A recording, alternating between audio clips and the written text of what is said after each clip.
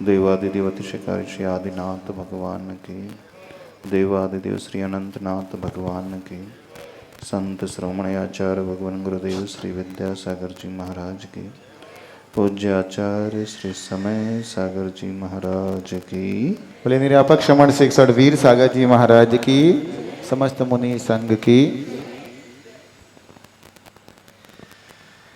भक्ति ही एक ऐसा मार्ग है जो श्रावक के जीवन को ऊपर उठाती है। भक्ति के बिना आपका जीवन अधूरा रह जाता है। साधना, त्याग, तपस्या ये साधु करते हैं और श्रावक बड़ी साधना, बड़ा त्याग, बड़ा तप नहीं कर पाता है। इसलिए नहीं कर पाता है कि उसकी जिम्मेदारी घर गृहस्थी की बहुत रहती है। व्यापार उसे करना है, परिवार संभालना है, बच्चों को संभालना है। पूरा दिन उसका उसी में निकल जाता है। और कुछ लोग ऐसे होते हैं जिनकी सारी जिंदगी ही उसी में निकल जाती है। यहाँ पर भी ऐसे बहुत सारे लोग होंगे जो अपना सारा समय कहाँ निकालते हैं? या तो दुकान में निकालते हैं या घर में निकालते हैं। मंदिर में आने वाले बहुत कम हैं और भक्ति करने वाले तो बहुत ही कम हैं। ये पता ही नहीं चल पाता कब जन्म हुआ और कब मरण हो गया। जब होश आता है उस समय शक्ति रहती नहीं है कुछ कर पाओ। तो गुरु का समागम मिलता है, गुरु का उपदेश मिलता है, वहीं से हमें सही ज्ञान मिलता है। यहाँ सरलता बहुत है, अंदर का परिणाम भी बहुत अच्छा है, लेकिन अभी थोड़ा सा विवेक नहीं है, ज्ञान नहीं है कि क्या करना, कैसे करना। वो इसलिए हुआ है कि आप लोगों ने गुरु का आलम्बन लिया नहीं। अभी आप लोगों की शिकायत रहती, गुरु आप लोगों के नगर में आते नहीं, ठहरते नहीं, रुकते नहीं, है ना, शिकायत रहती। जब आप बीमार पड़ जाते हो तो डॉक्टर की तलाश करने चले जाते हो, बड़े बड़े शहरों में भी चले जाते हो। ऐसे ही यदि अपने जीवन को उठाना है, गुरु हमारे नगर में नहीं आए तो हम तो गुरु के पास पहुंच सकते कि नहीं पहुंच सकते? पहुंचते हो आप लोग? आप तो अपने भगवान के पास नहीं पहुंच रहे हो रोज। कितने लोग ऐसे हैं जो प्रतिदिन प्रभु के दर्शन कर उस ऊर्जा को लेते हैं, ग्रहण करते हैं। कितने लोग ऐसे हैं जो प्रभु की पूजन, प्रभु की भक्ति प्रतिदिन करते हैं। बहुत सारे लोग करते हैं लेकिन 10 लक्षण धर्म में करते हैं। 10 दिन के लिए, फिर 355 दिन के लिए फुर्सत हो जाते हैं। उसके बाद कभी ढुकने भी नहीं आते ना मंदिर। अथवा मंदिर जाते हो तो बहुत दूर से प्रभु को देख करके चले जाते हैं, जैसे करंट लगता हो। अजैन लोग होते हैं ना, वो दूर से दर्शन कर लेते हैं, दरवाजे के बाहर से खड़े होकर के दर्शन कर जाते हैं। गाय आदि पशु आते हैं तो मंदिर में प्रवेश नहीं कर पाते। वो कहाँ से भगवान को देख लेते हैं? बाहर से ही देख करके चले जाते हैं। आप लोग तो मनुष्य हो, मनुष्य हो ना, पशु तो हो नहीं। और जैनी हो, जैनी हो, किसी ने आपको रोका भी नहीं है। आश्चर्य होता है, सब कुछ अनुकूलता होते हुए भी आप प्रभु के निकट नहीं पहुंच पाते। मुंबई जैसे शहरों में रहने वाले ऐसे भी श्रावक हैं, प्रतिदिन 10-10 किलोमीटर दूर रोज जाते हैं प्रभु का अभिषेक करने के लिए, पूजा करने के लिए। और मंदिर कितने दूर है आपके घर से? कितने किलोमीटर दूर है? 5 किलोमीटर। 20 कदम में मंदिर है, 200 मीटर में मंदिर है, 300 मीटर में मंदिर है। मंदिर बहुत दूर लगता है आप लोगों को, तभी तो भगवान के निकट नहीं जाते हैं। और जिसे मंदिर बहुत दूर लगता है तो समझना उसका नरक बहुत निकट है। उसका नरक बहुत पास है। और जिसे मंदिर बहुत पास लगता है, प्रभु बहुत पास लगते हैं, तो समझना उसका मोक्ष बहुत निकट है। तो आप लोगों का नरक पास है कि मोक्ष पास है? बताओ। व्यापार करने के लिए दिन रात एक कर देते हो, कुछ सोचते विचारते नहीं हो, मेहनत करते चले जाते हो, लाखों नहीं करोड़ों कमाते चले जा रहे हो, शरीर के लिए सब कुछ जुटाते चले जा रहे हो, पर कभी यह भी सोचना आत्मा के लिए हम क्या कर रहे हैं, अपने मन के लिए हम क्या कर रहे हैं। यहीं से हमारा कल्याण शुरू होता है। प्रतिदिन श्रावक के लिए एक युक्ति दी है आचार्य भगवंतों ने। दिन भर में जो वो पाप कमाता है, उस पाप को धोने का एकमात्र उपाय है वो प्रभु का गंधोदक बनाए और गंधोदक बना करके पूजन करे और अपने उत्तमांग माथे पर धारण करे। गंधोदक लेते हो आप लोग रोज? सभी लोग लेते गंधोदक? गंधोदक बनाता कितने लोग हैं? अभिषेक पंडित जी करते होंगे अभिषेक, ड्यूटी सौंप करके रखे। पंडित जी को ड्यूटी असाइन कर दी है कि तुम्हें रोज अभिषेक करना है, हमें गंधोदक देना, ऐसा। व्यापार करते हो, दुकान जाते हो तो सारी की सारी दुकान जो है सेल्समैन के भरोसे छोड़ देते हो। कैश काउंटर तो अपने पास रखते होंगे, हाँ कैश काउंटर तो अपने पास रखते होंगे ना, सेल्समैन के भरोसे तो नहीं छोड़ते हो। और भगवान को किसके भरोसे छोड़ दिया है? अनंतनाथ भगवान को किसके भरोसे?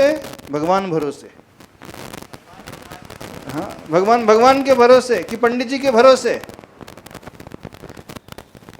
कोई व्यक्ति है अपने पिता को नौकरों के भरोसे छोड़ दे, दिन भर में अपने पिता के पास 2 मिनट के लिए भी ना आए, तो ऐसी संतान कैसी मानी जाती है? करोड़ों कमा रहा है लेकिन उसके पास फुर्सत नहीं है अपने माता पिता के पास जाने के लिए, माता पिता से पूछने के लिए, उन्हें खिलाने पिलाने के लिए। ऐसा पुत्र कैसा माना जाता है? पूत नहीं माना जाता, कपूत माना जाता है। और प्रभु जो है हमारे पिता से भी बड़े होते हैं, तो उन पिता की सेवा करने का कर्तव्य किसका है? पंडित जी का। किसका है? पंडित जी का। तभी तो आपने सैलरी में एक पंडित जी को रख लिया, उसका काम है सवेरे आना, भगवान को बैठाना, अभिषेक करना, और आप अपने समय से आओगे, गंधोदक लेकर के चलते बनोगे। तो जो ऐसा आचरण करता है वो सबसे बड़ा स्वार्थी माना जाता है, कृतघ्नी माना जाता है, उसका कल्याण कभी नहीं होता। क्योंकि जो भी पाया है प्रभु के आशीर्वाद से, उनकी भक्ति के प्रताप से पाया है, सब कुछ अनुकूलता मिली है, उनसे मिली है, लेकिन जब लौटाने की बात आती है तो आज का श्रावक ऐसा हो गया है, सबसे पहले वो छोड़ता है तो भगवान को छोड़ता है। आप लोगों के पास मंदिर आने के लिए समय नहीं है, 2 मिनट समय निकाल पाते हो, 3 मिनट समय निकाल पाते हो, उससे ज़्यादा नहीं निकाल पाते। मंदिर आ भी जाओगे तो 2 मिनट में मुड़ पटक करके चले जाओगे, यही होगा? ऐसा नहीं। जो अपने को प्रभु को अपना मानता है, पिता से भी बढ़कर के मानता है, अपने पूर्वजों से भी बढ़कर के मानता है, तो सबसे पहले वो प्रभु के चरणों में समर्पित होता है, अपने आप को छोड़ देता है। वो सबसे पहले बड़ों के चरणों में समर्पित होता है, उनकी सेवा करने वाला होता है, उनका ध्यान रखने वाला होता है। क्यों ध्यान रखता है? कि जिन माता पिता ने उसे जन्म दिया, जन्म से लेकर इतना बड़ा किया, उन माता पिता का बहुत उपकार होता है, तो उस उपकार के ऋण को वो चुकाने वाला होता है। तो आपको जो कुछ भी मिला है प्रभु की उस अनुकंपा से, आशीष से मिला है, लेकिन कृतघ्नी बन करके जियोगे तो मान करके चलना, आने वाले समय में, आने वाले भव में ना भगवान मिलेंगे, ना धन दौलत मिलेगी, ना अनुकूलता मिलेगी, ना ऐसा शरीर मिलेगा, ना एक कुल मिलेगा, कुछ भी नहीं मिलने वाला। क्यों नहीं मिलेगा? क्योंकि जब उससे सब कुछ मिला था उसने प्रभु को छोड़ दिया है। छोड़ दिया है ना? सोचो विचारो, आप क्या कर रहे हो, कैसा जीवन जी रहे हो? क्या समय नहीं है? छोटे से गांव में तो बहुत समय होता है। मार्केट कितने बजे खुलता है यहाँ? 6 बजे से, 9 बजे से, 10 बजे से, हाँ 9-10 बजे से खुलता है। फिर सवेरे से वक्त कहाँ चला जाता है? टीवी में, न्यूज़पेपर में, इधर उधर के काम में, सब्जी लाने में, दूध लाने में, घर की सफाई में।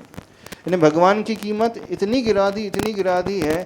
सारे काम पहले नज़र आते, परिवार पहले नज़र आता है, भोजन पानी पहले नज़र आता है, घर आदि पहले नज़र आता है, भगवान सबसे आखिरी में नज़र आते हैं। ऐसा व्यक्ति सबसे बड़ा कृतज्ञ माना जाता है। ठीक है, अभी तक गुरुओं का समागम नहीं मिला था, बात नहीं समझ पाए थे, लेकिन अब गुरुओं का समागम मिल गया है तो बात समझ जाओ। प्रभु को सबसे पहला स्थान अपने जीवन में देना सीखो।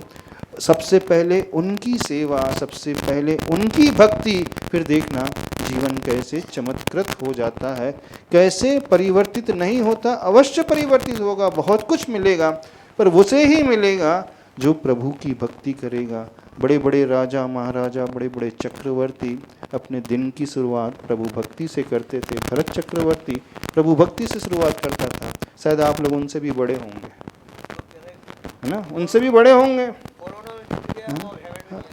भरत चक्रवर्ती भी था, आपके पास उससे भी बड़ा व्यापार होगा, उससे बड़ी भी दुकानदारी होगी, उससे बड़ा भी घर परिवार होगा, उससे बड़ा भी सब कुछ होगा। ऐसा जिसके पास सब कुछ था वो पहला स्थान प्रभु को देता था, पहला कार्य प्रभु भक्ति के लिए निकालता था। और आप सबसे आखिरी में प्रभु भक्ति के लिए समय निकालते हैं, और अधिकांश लोग तो समय नहीं निकालते। हाँ, जब मजबूरी आती तब नहीं याद आते भगवान।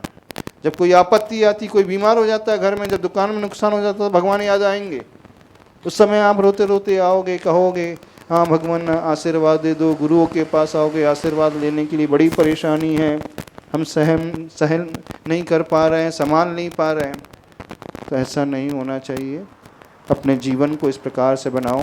यहाँ 3 दिन विधान कर रहे हो, बहुत अच्छी बात है, लेकिन जैसे आज एकत्रित होकर के समय निकाल करके प्रभु भक्ति कर रहे हो, ऐसा ही प्रतिदिन समय निकालना। ज़्यादा समय नहीं कह रहे हैं, सिर्फ आधा घंटा निकालना।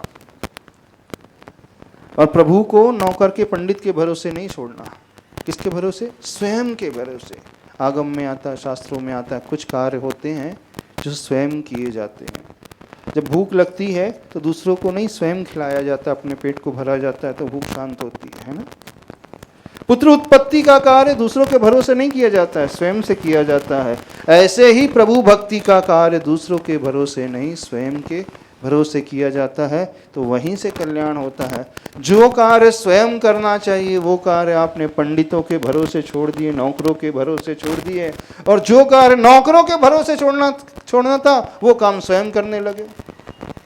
घर की साफ सफाई में स्वयं में, दूध सब्जी लाना वो स्वयं कर रहे हो, अन्य सारे कार्य स्वयं कर रहे हो, और भगवान की भक्ति स्वयं करना था तो पंडित के भरोसे छोड़ दी। ये किया है कि नहीं? तो आगम में आता है जो स्वयं किए जाने चाहिए थे हर व्यक्ति को स्वयं करना चाहिए, नहीं है तो उसका दुष्परिणाम ही सामने आता है।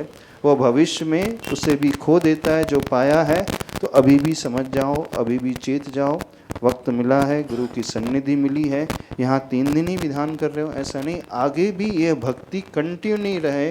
कैसे रहेगी कि दिन की शुरुआत प्रभु का अभिषेक करके, गंधोदक बना करके, इतना ही कर लो तो बहुत बड़ा कार्य हो जाएगा। भगवान को सिर्फ 10 दिनों के लिए याद नहीं करना। अधिकांश लोग 10 दिन के लिए प्रभु को याद करते हैं, 10 दिन अभिषेक करेंगे, 10 दिन पूजन करेंगे, बाकी साल भर छोड़ देंगे। नहीं, जैसे उन 10 दिनों में करते हो, जैसे विधान आदि में करते हो, वैसे ही प्रभु को करके देखो, फिर वह बड़प्पन जागृत होगा।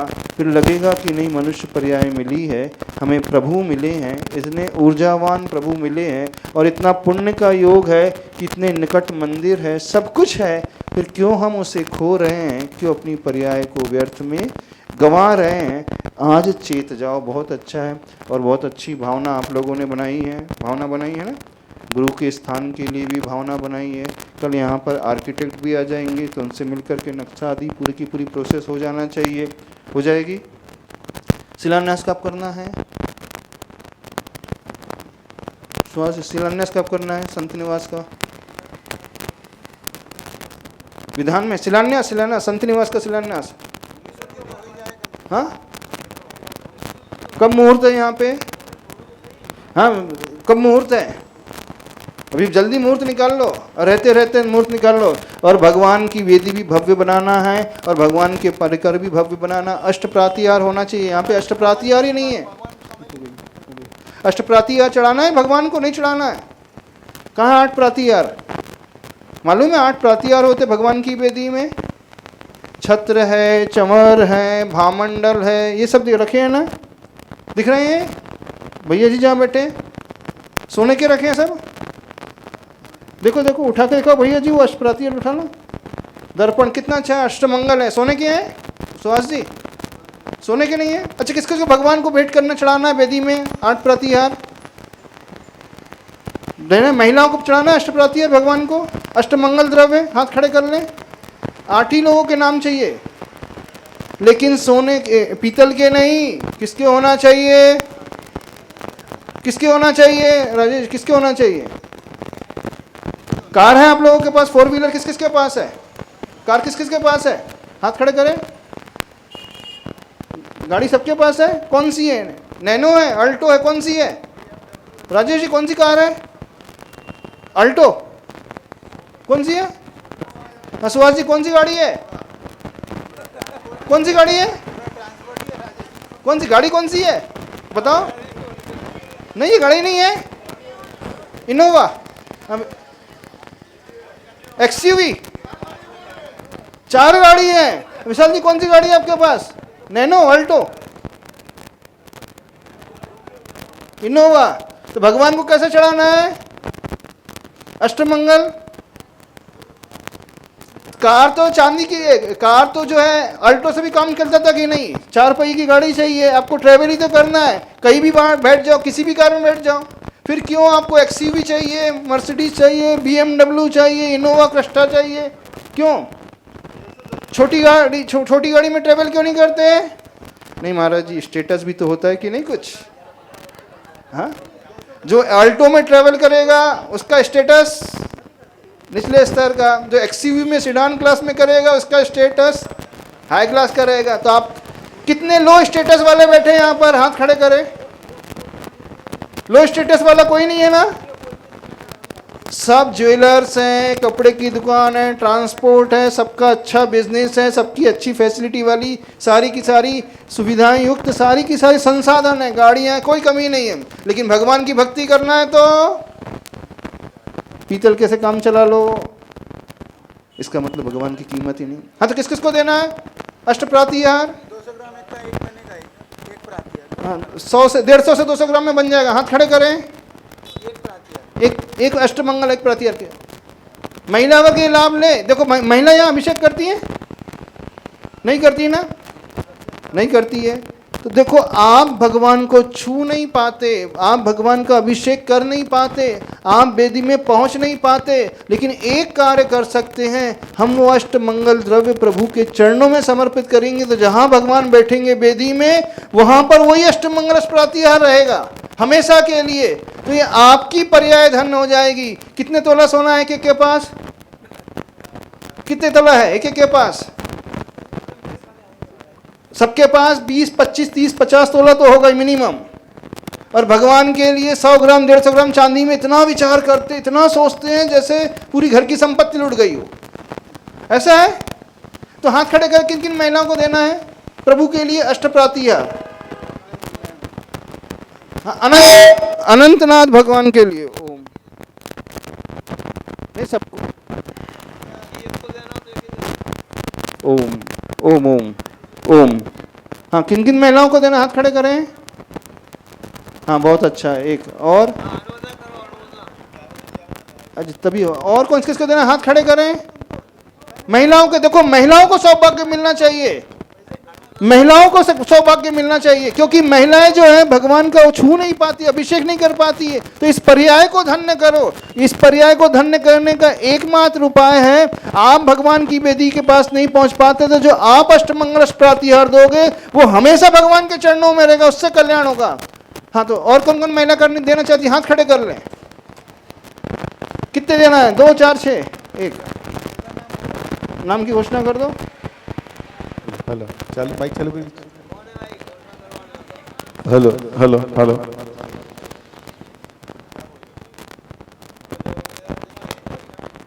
चांदी का बनेगा, नहीं तो अभी कंफ्यूजन हो जाए। हाँ, चांदी के बनेगा और क्या बनेगा? तो तुम सोचो वो